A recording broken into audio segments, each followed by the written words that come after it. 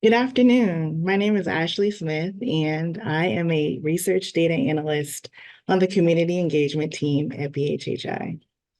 BHHI is a research and policy center based at UCSF, devoted to generating evidence-based solutions to prevent and end homelessness. You can learn more about us on our website. Last week, we released a toolkit about how to create authentic and effective partnerships between organizations and lived experts.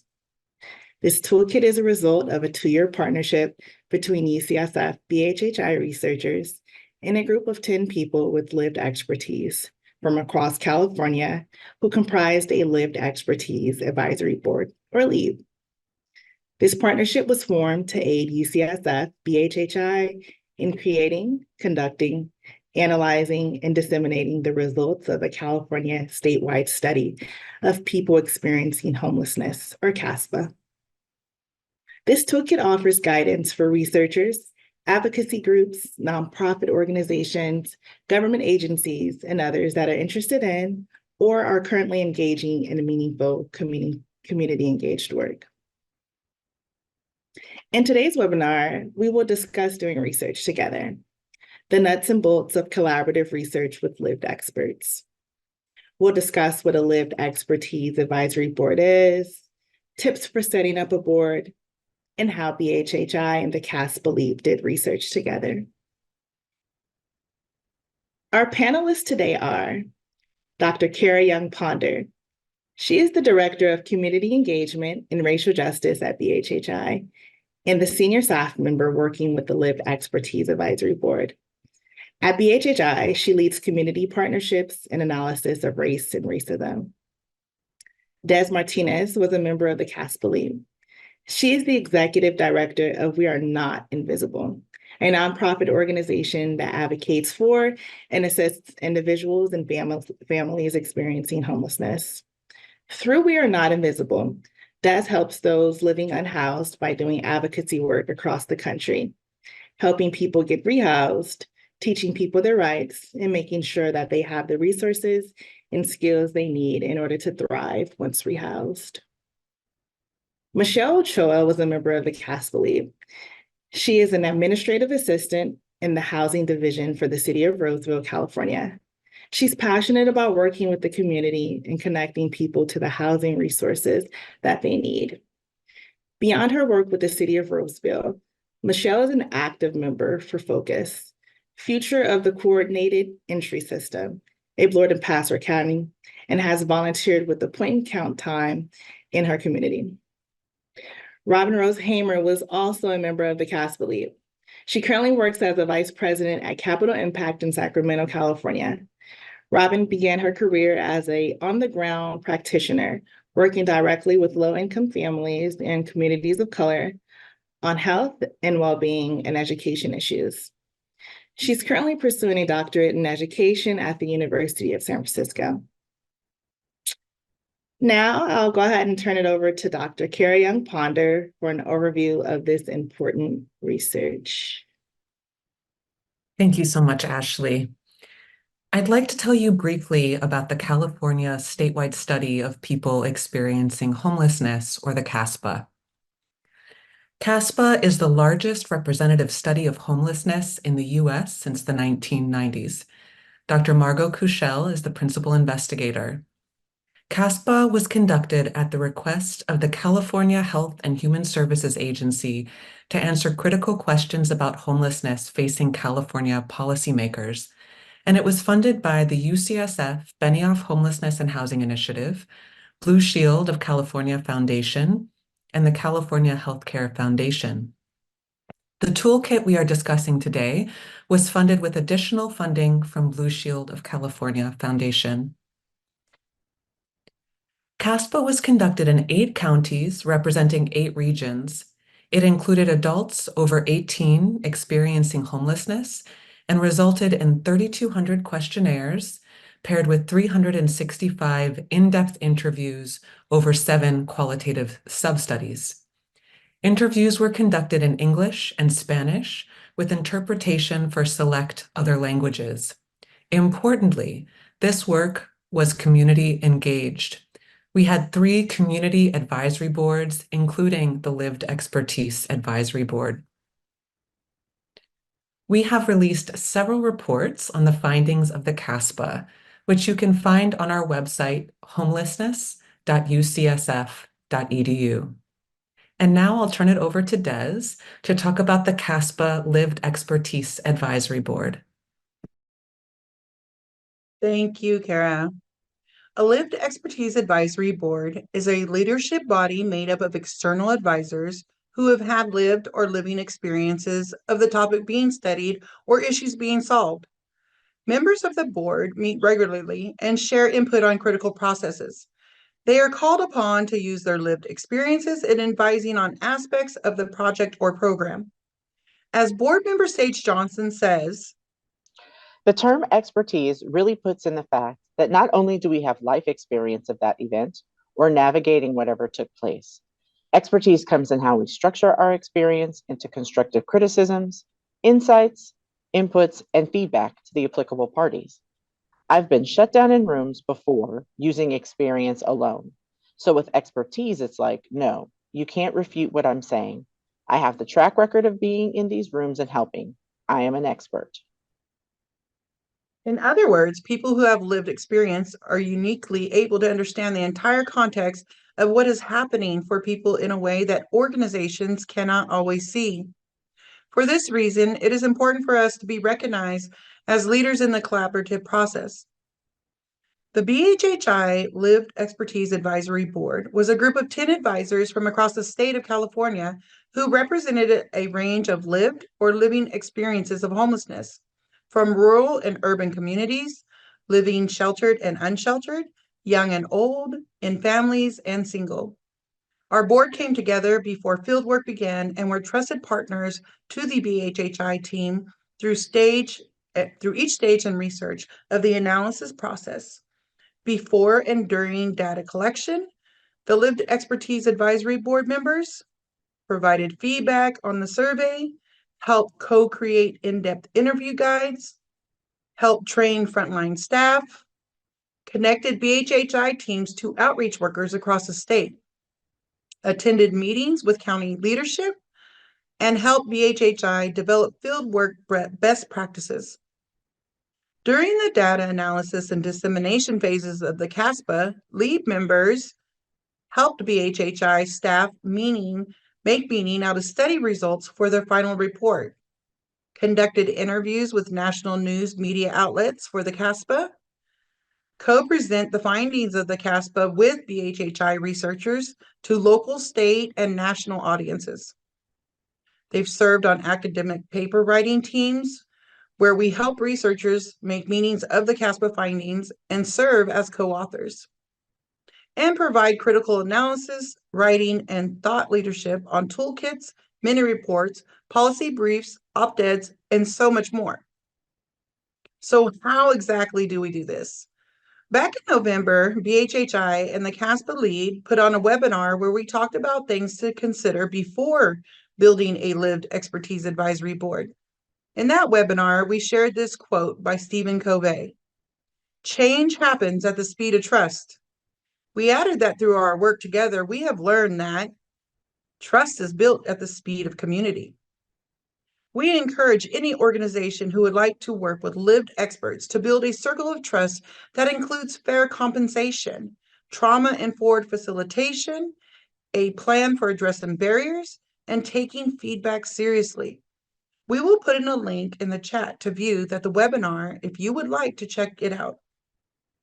Now that we've shared with you what Lived Expertise Advisory Board is and what we did together, we want to share with you the nuts and bolts of creating the board.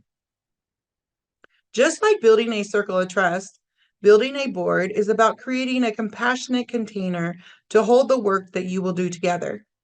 You might think of the recommendations that we give here today as creating a circle within a circle, or a compassionate container within a circle of trust. Why is this important to build a sturdy, compassionate container for the work? As board member Robynne Rose-Haymer reflected, lived experience advisory boards have frequently been used performatively. kind of a rubber stamp entity that are consulted only to validate what the convening body wants to establish. There isn't really a collaborative experience, or there isn't a collaborative intention for those bodies because they don't have weight. They don't have any gravitas. What Robynne describes here is a great example of tokenism. Tokenism is the practice or policy of admitting a small number of members from racial, ethnic, or gender groups to work, educational, or social activities to give the impression of being inclusive, when in all actuality, these groups are not welcomed. Tokenism is a key term that we as LEAB members brought up to BHHI at the beginning of our work together. We shared the many experiences that we've had being tokenized for our lived experiences and our desire for this collaboration to be different. Exploitation is another experience that we encourage organizations to think about in setting up structures for your board. Exploitation is the act of extracting labor from people without properly compensating them for their time or ensuring their psychological safety. These dynamics are captured in a common academic practice that Rose B. Lodu and her research team coined helicopter research.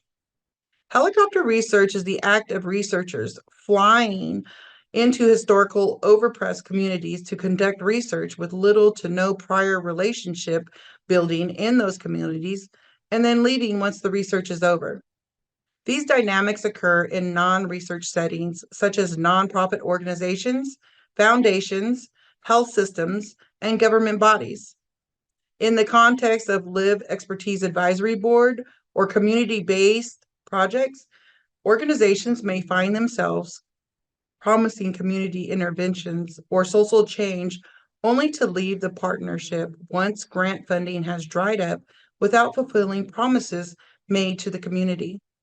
In both instances, the project causes harm. I will now pass it over to my colleague, Michelle Ochoa, to tell you more about how we set up our board. Thank you, Dez. To piggyback off what Dez said, tokenism, exploitation, and helicopter research are major issues that arise when organizations partner with community members, both consciously and unconsciously.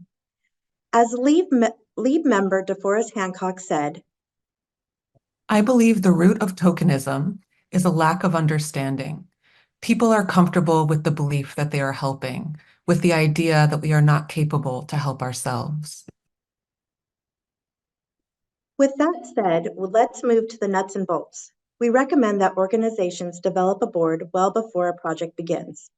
Doing so allows board members to be included in planning the project from the outset and provides organizations with valuable expert input on study design and processes.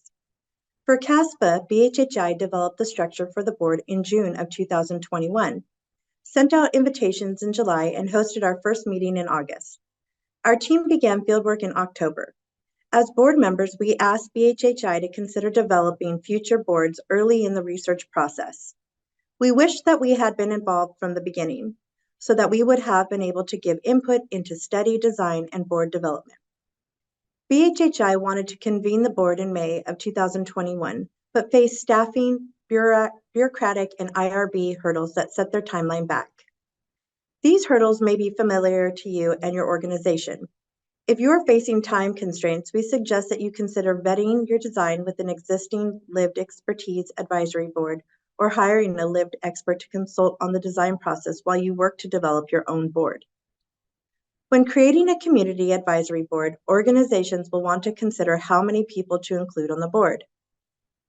General guidelines on community advisory board size suggest that CABs should include between 10 and 16 members. Larger boards can make it hard for everyone to share their thoughts and questions. The BHHI CASPEH LEAB had 10 seats, which included 2 co-chairs, 1 for Southern California and 1 for Northern California, 7 general body members, and 1 tribal seat. We held meetings once to 2 times per month. Once you have convened your board, we recommend going through a set of practices to build trust and build community. First, we recommend that your organization schedule individual calls with board members. These calls are a good opportunity to do the following: get to know each other get to know each board member, share details about the project, see whether members have questions or concerns about the board commitment, see what board members would like to get out of the collaboration, walk through any paperwork board members need to complete to receive compensation, and learn about people's learning styles and preferences for giving feedback, which we will talk more about in a minute. Next, we recommend that your organization assess whether board members need childcare or transportation assistance to attend meetings, and whether lived experts have the technology they need to conduct board-related work, including laptops or tablets and wireless internet. We recommend that your organization earmark funds to provide board members with wireless internet or a device that connects to the internet if they need. For example, BHHI earmarked funds for Samsung tablets and T-Mobile wireless hotspots, but there are many options on the market. Next, assess board members' learning feedback and thinking styles. When it comes to learning styles, there are many theories out there about how people learn best. The most popular is the VARK model, which stands for visual, auditory, reading, writing, and kinesthetic. Visual learners learn best by seeing information. Auditory learners learn best by hearing information. And reading, writing learners learn best through reading and writing information. Kinesthetic learners learn best by doing, and multi-module learners learn best through a combination of learning styles. The same is true for thinking and feedback styles. Some people think best in the abstract, considering the big picture and the greater meaning of something. Some people think best in terms of processes, structures, and details. Some can process quickly while others process best slowly over time. People also prefer to give feedback in different ways. Some like to read a document and give written feedback. Some want structured ways to give feedback like surveys. Some people think best out loud in a group, and some people think best in a one-on-one conversation. To practice trauma-informed, inclusive facilitation, we recommend that your organization consider creating collaborative processes that use a mix of different learning tools such as illustrations, spoken directions, handouts, and hands-on projects, and opportunities to think and give feedback in a variety of ways. Next, we recommend that you set up this internal structure to support the board before you begin this work. Our internal support structure included lead facilitator, note taker and additional point of contact, administrative support for payment processing, each of whom were BHHI staff, and 2 board co-chairs who were LEAB members. Through her experience as an educator, Dr. Young-Ponder learned that despite their best intentions, group leaders can do or say things that alienate or trigger group members. Given her senior position at BHHI, she knew that board members may not feel comfortable coming to her if they felt lost, alienated, or re-traumatized. For this reason, it was important to have multiple points of contact, some of whom have shared lived experiences. We recommend that you create community agreements together. Community agreements are a set of principles and rules that a group of people co-develop to guide how they will work together. These agreements are key to ensuring group dynamics center around respect, inclusivity, safety, and open dialogue. For example, you might create agreements that ensure all members of the group can participate. Examples of this include step in, step out, take space, make space, and WAIT, why am I talking, why aren't I talking? Community members should decide as a group what cues to use if they need to step away or if they need to request the discussion pause. Saying or typing ouch is an example for this. For virtual space, emojis or reactions can serve this purpose. For in-person gatherings, we recommend frequent breaks where board members can communicate to staff if they're feeling shut down or re-traumatized. This communication could be verbal, texted, or written. From time to time, community agreements may break down or be broken. We recommend setting up guidelines as a community for what to do if this happens. If many people in the community break the agreement, it indicates the agreement isn't working and needs to be reconsidered. An individual can also break an agreement. Before you start this work, you should decide as a group how you would like to respond when this happens. Whatever structure you set up, we recommend that if a person breaks an agreement, you call that person in rather than call them out. When we call a person in, we create a space for critical dialogue through compassion, understanding, and belief in a person's ability to learn. When we call a person out, we shame them for their actions. Lean in with curiosity and compassion. Here are some of our favorite community agreements. Use I statement. Take space, make space. Be brave, cultivate a brave space. Lean into discomfort. What is said in the space stays in the space.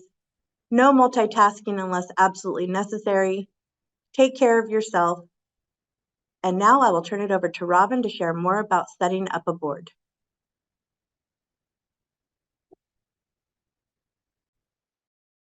Thank you, Michelle. Our next recommendation around how to build a board is to get to know each other. Building community and trust requires personal connections. Personal connections require that members of a community spend time getting to know one another. It also requires that community members get to experience hearing their voice in the communal space and having their ideas received, affirmed, and uplifted by the community. There are many ways to do this. Here are 3 examples. Pair and share. Pair board members up to conduct interviews with each other between board meetings. At the following board meeting, each member gives a 3-minute introduction of their partner. Build a playlist. Ask board members to find one song that makes them feel uplifted. Create a playlist. Start every meeting by listening to one song and ask whoever suggested it to share why it makes them feel uplifted. Inspirational quotes. Begin every meeting with a board or staff member reading an inspirational quote or poem and sharing why it inspires them. And finally, we recommend having grounding and recentering practices that you can lean on. When organizations collaborate with lived experts, organizations are asking lived experts to advise on projects based on their often traumatic lived experiences. It is inevitable that people will be re-traumatized in this work. When someone feels re-traumatized, shares something especially hard, or a community agreement breaks down, it may be necessary to practice centering or grounding as a group before moving on to the next agenda item. Doing so allows everyone to pause, breathe, and return to the present moment. One great grounding exercise is equal breathing, or breathing in for a count of 4 and breathing out for a count of 4. Repeat 4 times. In fact, let's try it together now. Breathe in, 1, 2, 3, 4. Out, 1, 2, 3, 4. Breathe in, 1, 2, 3, 4. Breathe out, 1, 2, 3, 4. Breathe in, 1, 2, 3, 4. Breathe out, 1, 2, 3, 4. Breathe in, 1, 2, 3, 4. Breathe out, 1, 2, 3, 4. Now that we've talked about the nuts and bolts of creating a lived expertise advisory board, including building a circle of trust and a compassionate container, let's talk about how BHHI and the CASPEH LEAB conducted research together. As Dez described earlier, BHHI researchers and CASPEH LEAB members collaborated on the CASPEH in 4 stages: developing research instruments and fieldwork protocols, setting up field sites, analyzing data, and disseminating findings. You can read about our collaborative process during each of these phases in our toolkit. For the sake of our webinar today, we want to talk to you about how we collaborated on the survey questionnaire. If your organization is constructing surveys, evaluations, in-depth interviews, or other types of assessments for your program or project, you may find inspiration in the collaborative feedback process BHHI researchers and the CASPEH LEAB undertook on survey instruments. First, we got a chance to meet the research team and ask questions about the survey, including the process for constructing the questionnaire. This meeting allowed us to familiarize ourselves with the project, start to form a bi-directional collaborative relationship with the research team, ask questions, and get a sense of the process. We then looked at the domains or sections of the questionnaire. Before our meeting, BHHI staff sent an email to the full board with the following document. What you see here are the broad sections of the CASPEH study, including demographics, education and training, income, employment and benefits, physical health, and pregnancy, to name a few. You can view the entire list in the toolkit. Sending the information ahead of time allowed LEAB members who prefer deep, slow thinking in a reading, writing learning style to have time to process the information. Then we met as a board and the facilitator went over the document with the group. This allowed the visual and auditory learners and those who prefer to process in groups to get an introduction to the material. We then opened the door for a structured discussion grounded in 4 questions. Are we missing anything? Should we change the order? And if so, why? Are you concerned about us asking about any of these topics? And do you have any other comments or questions? Next, BHHI sent us the full questionnaire. This draft included all questions and responses and was 90 pages long. Because of its length, our LEAB co-chairs suggested BHHI highlight the sections or questions they were most interested in receiving feedback on. We went through a similar process as with the domains. BHHI sent the questionnaire out ahead of the meeting. We went through the document together during the meeting, gave structured feedback based on the same 4 questions, and we were contacted after the meeting to see whether people wanted to continue the conversation. Next, we met to look at specific questions within the questionnaire. For example, we talked about this question in which BHHI asked study participants to identify all reasons that contributed to needing to leave their last stable housing, with answers such as, your rent or mortgage rate has increased, you lost your subsidy, voucher, or other government rental assistance, your income was lost or reduced. You can see the full question list in the toolkit. BHHI asked us whether our own experiences and the experiences of our community were reflected in these answers, whether there were parts on our own or our community's experiences that were missing, and whether we needed to reword any of the responses for clarity. Finally, and perhaps most importantly, we were given an opportunity to review the changes that the BHHI research team made from our suggestions. Dr. Young-Ponder collected feedback after each meeting and shared it with the BHHI research team, who carefully considered each recommendation. Once decided, the questionnaire development team implemented changes and shared those with board members. Also, just as importantly, BHHI researchers shared any suggested changes the research team did not incorporate and explained why. In sum, our model of doing work together looks like this. Build relationships. Take time out to build relationships between organization staff and lived experts. Accommodate different learning styles. Provide information and examples in different forms to accommodate different learning styles. Accommodate different thinking styles. Discuss information in several different ways to accommodate different thinking styles. For example, big picture, specific examples, processes, and structures. And accommodate different feedback styles. Give lived experts the option to provide feedback in different ways. For example, through email, comments in a document, spoken out loud during a meeting, or during one-on-one conversations with staff members. Ask for structured feedback, check in often, practice transparency.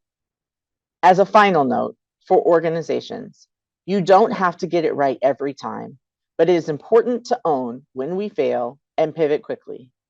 For lived experts, your voice matters.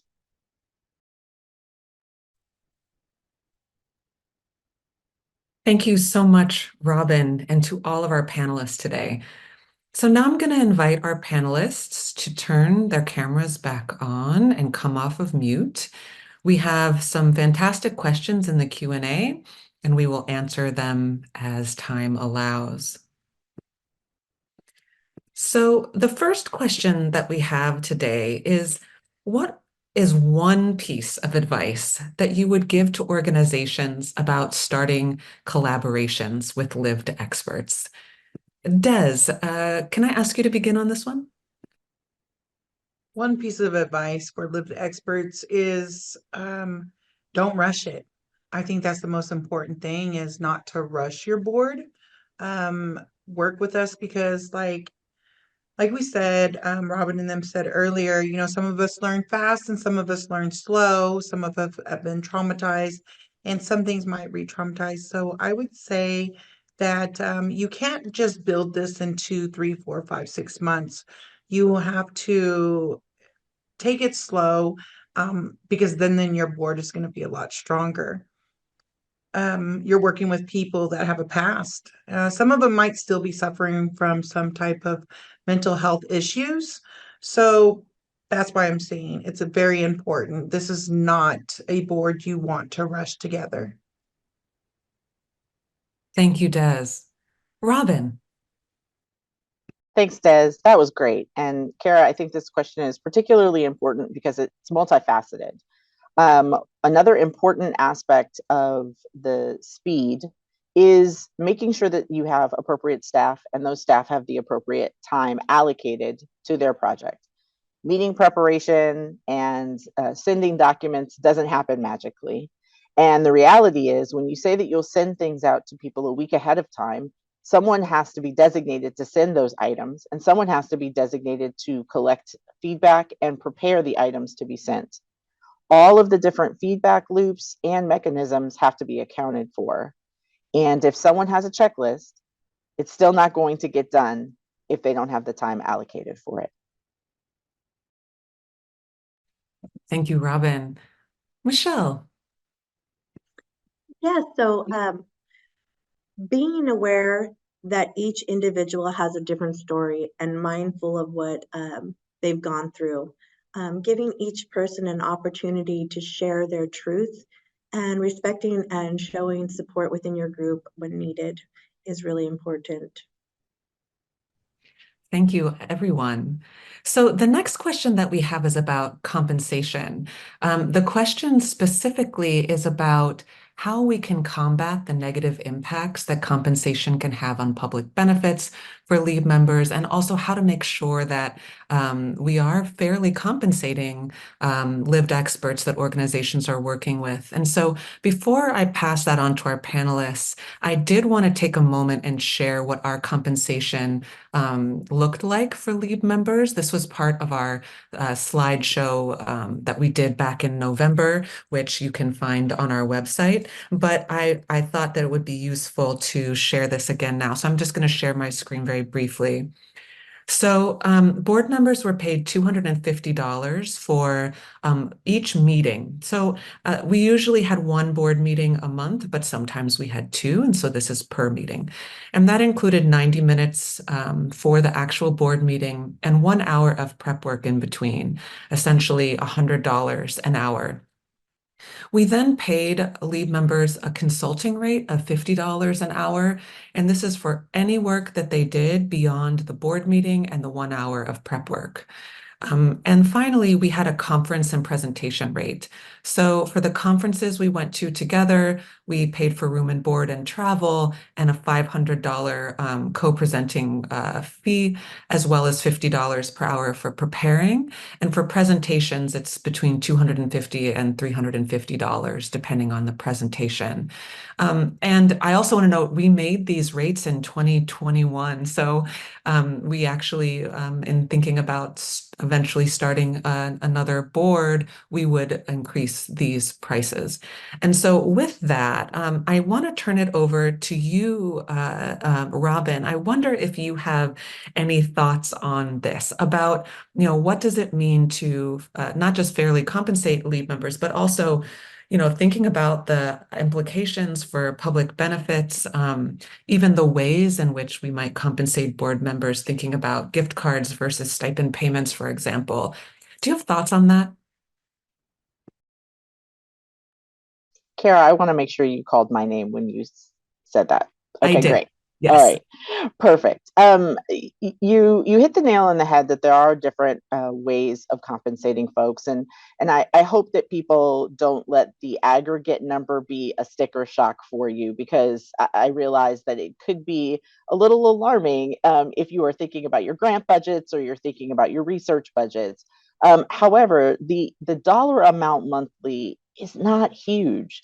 And so when you think about a public benefit allotment, there is a certain amount of disconnect between income and public benefits, but this stipend is not really income. And the limits that folks are allowed, the amount of funds that people are allowed under those public benefits, more than allows for this type of compensation. But conversely, there are other options like Visa gift cards or gas cards, depending if you're talking about travel. And so considering having a conversation with the board to find out how they would like to be compensated and what their concerns are, and becoming knowledge about what those limits are within your counties so that people are feeling comfortable receiving the payment. Thanks, Robynne. Dez, I know we've had many conversations about this. Would you like to add anything?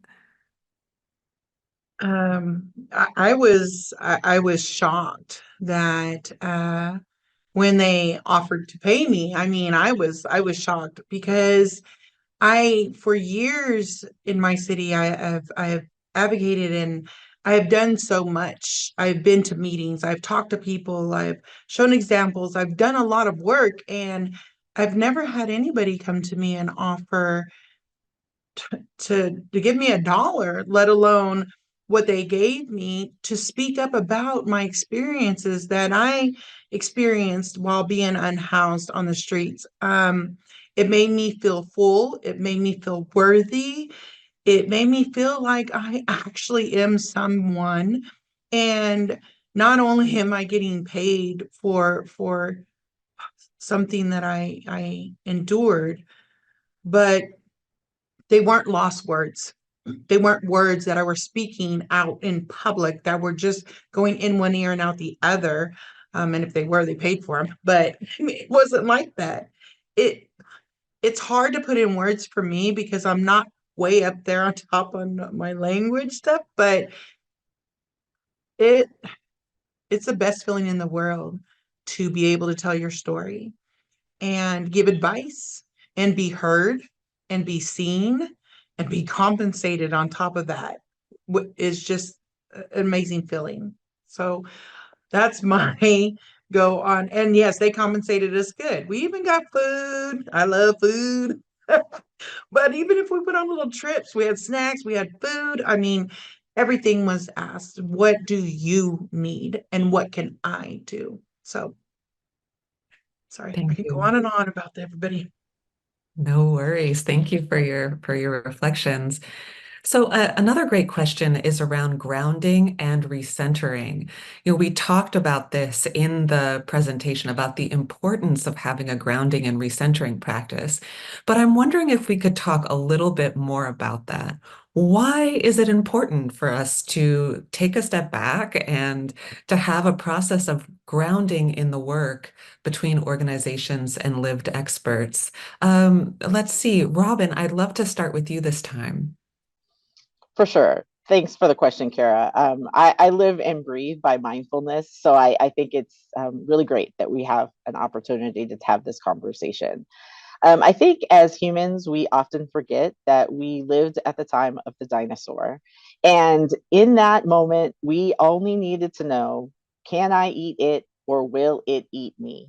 And so as our brains were formed, there is that trauma response center that exists. That's our emotional brain. And when we're in the midst of our trauma, that's how we're thinking.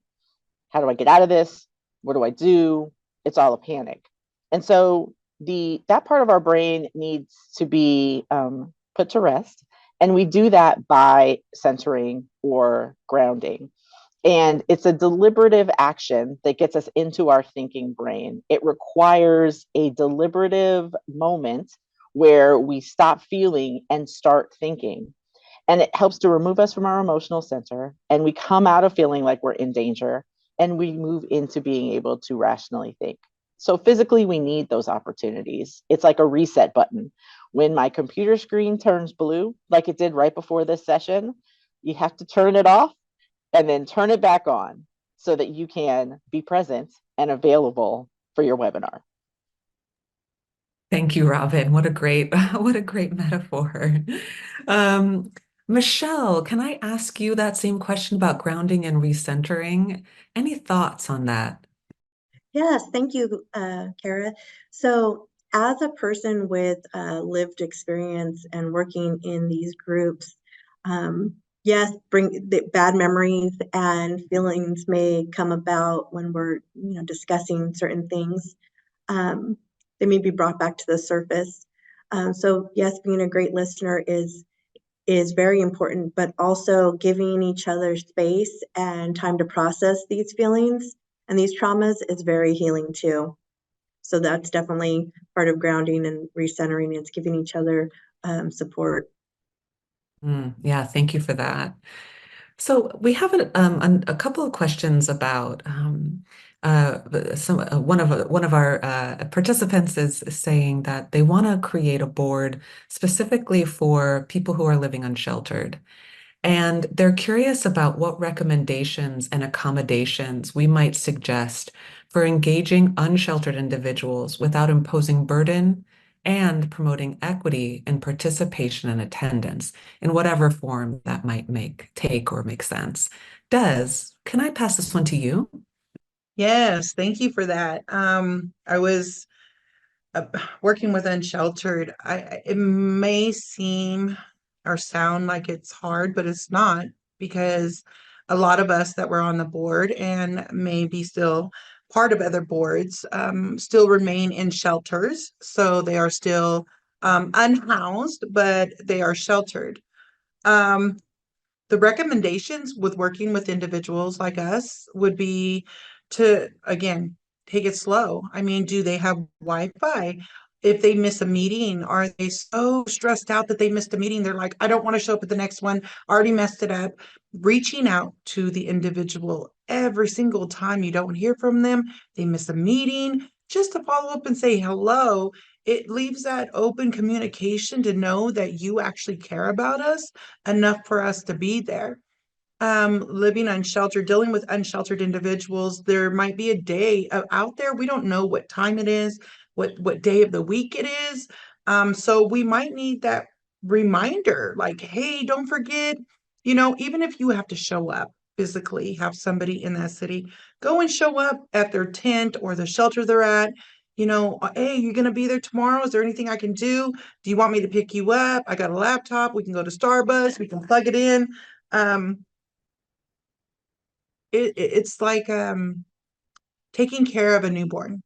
You have to physically be there, be ready, prepared to help that individual through being present at these meetings. I mean, from Wi-Fi to laptops to transportation to conversations.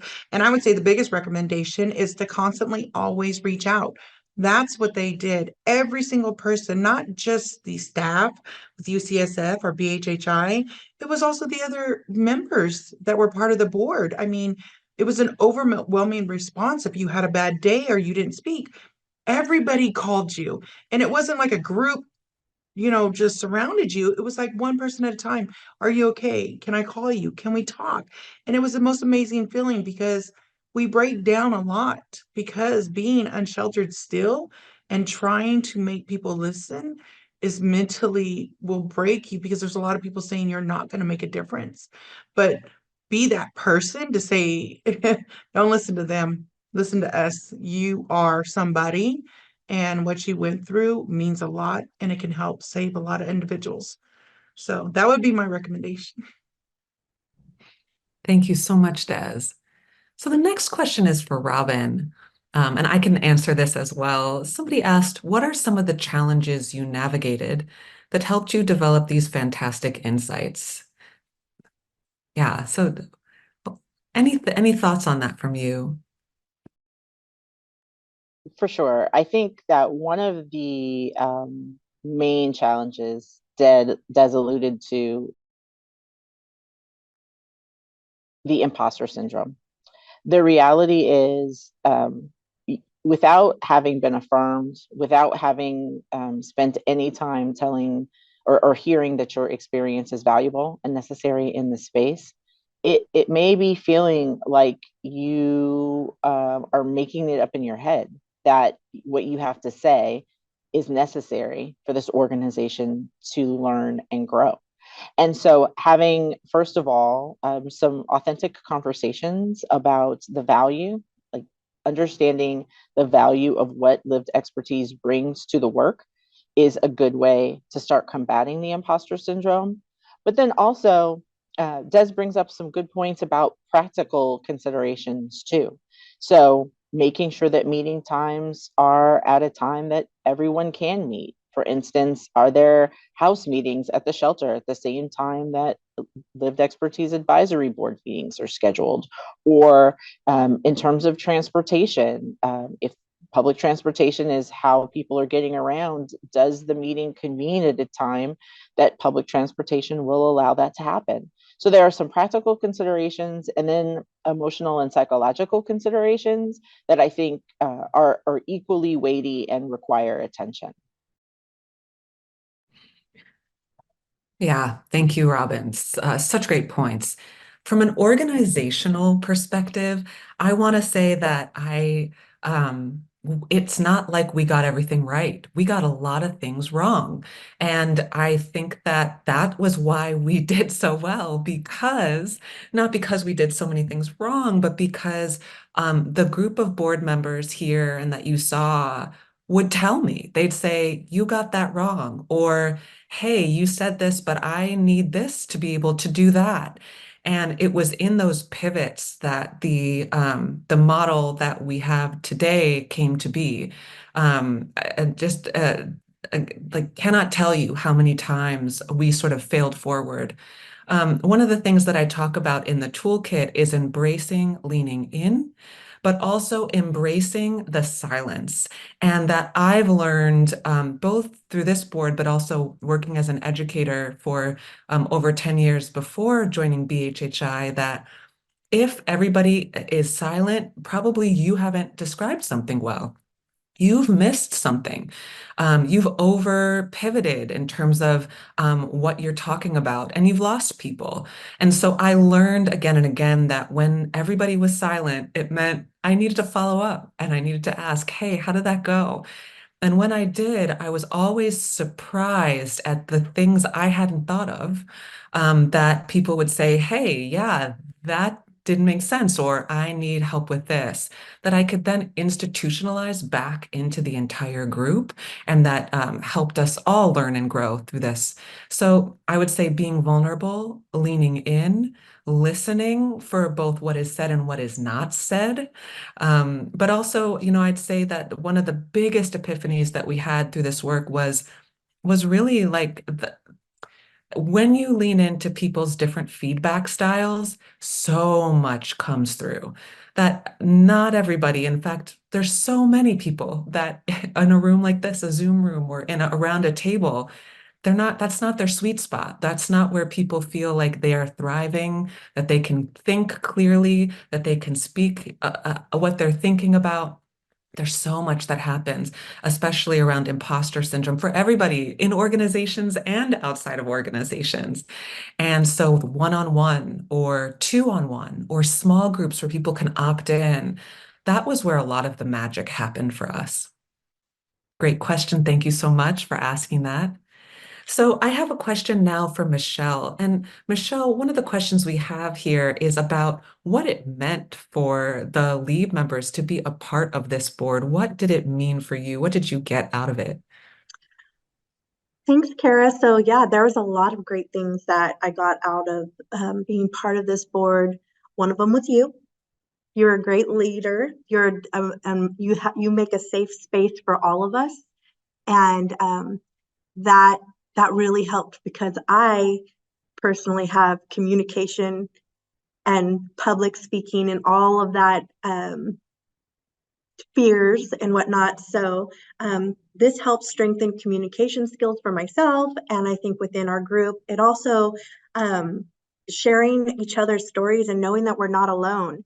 Everybody has, like I said, everybody has their own story, but we all come from somewhere, and some of it's traumatic and some of it's great, but we were able to share our experiences with each other. Also, being part of the BHHI LEAB was being a part of something so impactful for the state on a state level, but also for my community where I'm at right now. So it was really, really a great experience to be part of this board. Thank you. Thank you, Michelle. So the next question we have is around if there are any trainings or resources you know of to help us with lived experience, help us with lived experience, improve our narratives in public speaking. I want to shout out the CSH, which is the Corporation for Supportive Housing. They're down in LA, and they have an amazing cohort-based training. You go through an entire year of training around exactly that. I also want to shout out that through the Corporation for Supportive Housing, we were able to hire a consultant.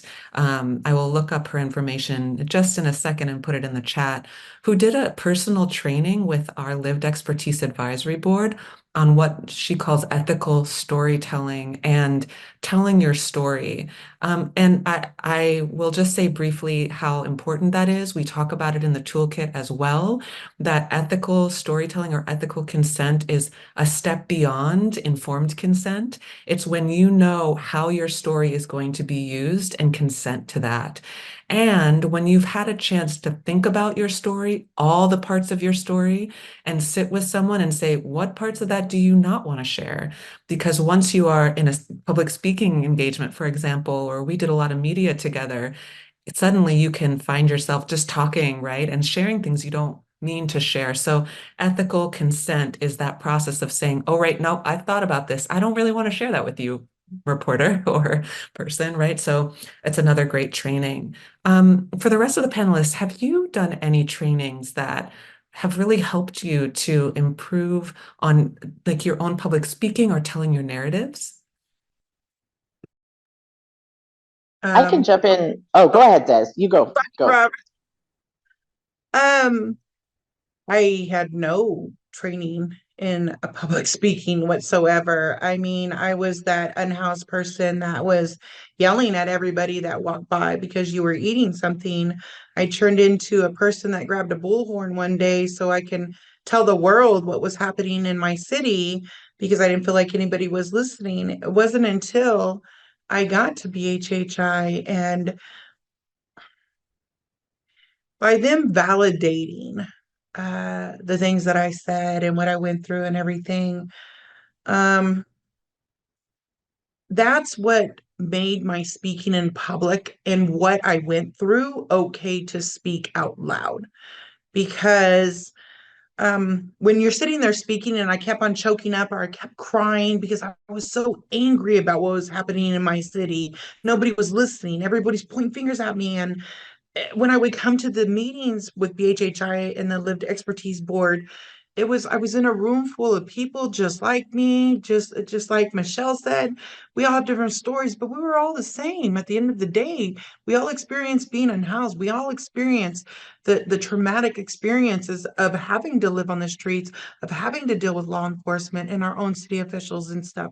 You know, it was because of this group that made me strong enough to hold my head up and tell my story and speak on a much broader platform to individuals that made my public speaking stronger. I have a lot of ways to go, but they keep telling me I'm really good, which really boosts my ego to say, you know what? They said it was good, and I'm going to keep on going with that. The more they told me, the more I told myself, I now believe it. So I think it's the consistency that that the team totally had together in the supportiveness. And like Michelle said, Kara is the most amazing person in this world, and she changed my life. Like, I want to cry right now with this star. She changed my life, and there's so many others along the way. But public speaking, I will get better. It's just give us time and always show that compassion, strength, and tell them you're good, you're great. Let's do it again. That was awesome. Let's do it again. That's what made me be the speaker that I can be today. Thank you so much, Dez. I appreciate you. So we have time for one more question. Here it is. This person says, as a staff member supporting our local COC, I'm mindful we don't always do the best job at sharing context and information for a topic, even a glossary of terms, acronyms, references. And then we ask lived experts to share their feedback, not knowing if they are feeling informed or supported enough to jump in. In your experience, what has been most helpful for you to feel oriented and onboarded when joining a meeting or a committee? Robynne, can I start with you on that one? Sure, Kara. I think first and foremost, making sure that meeting notes and preparatory materials are sent to people far enough in advance so that they can digest them at their own pace. Work life is very demanding, and sometimes we forget that everyone doesn't have that same learning modality as is typical in an office setting. So advanced preparation and material sharing is important. Also, providing that multimodality around feedback, giving people a one-on-one time to ask questions, say, I don't know what this word means, but it is all rooted in trust. And I think often moving too quickly past that norming stage where people are getting to know one another and understand and feel safe is invaluable as it relates to onboarding. I can't ask you a question if I don't trust that you will give me a safe answer, or that you will make me feel safe in the telling me of the answer. So creating that safe container is a primary way for onboarding to be successful. And then acknowledging where there are shortfalls and how those shortfalls can be remediated. So in the question, the person described, we don't have a list of acronyms. So either compile that list in advance or say, we have a bunch of acronyms in our system. If we say or use an acronym and you don't know what that is, raise your hand, call us out, put a question in the chat, write it down so that we can make sure that you understand what we're referring to. So also being fallible, that's really important for onboarding. You're going to have to admit that you don't know everything and you can't provide all the information, and that you are asking people to partner with you and help you provide the information they need. Thank you, Robynne. And just to jump in quickly on that before we end, that is how I started off our first board meeting.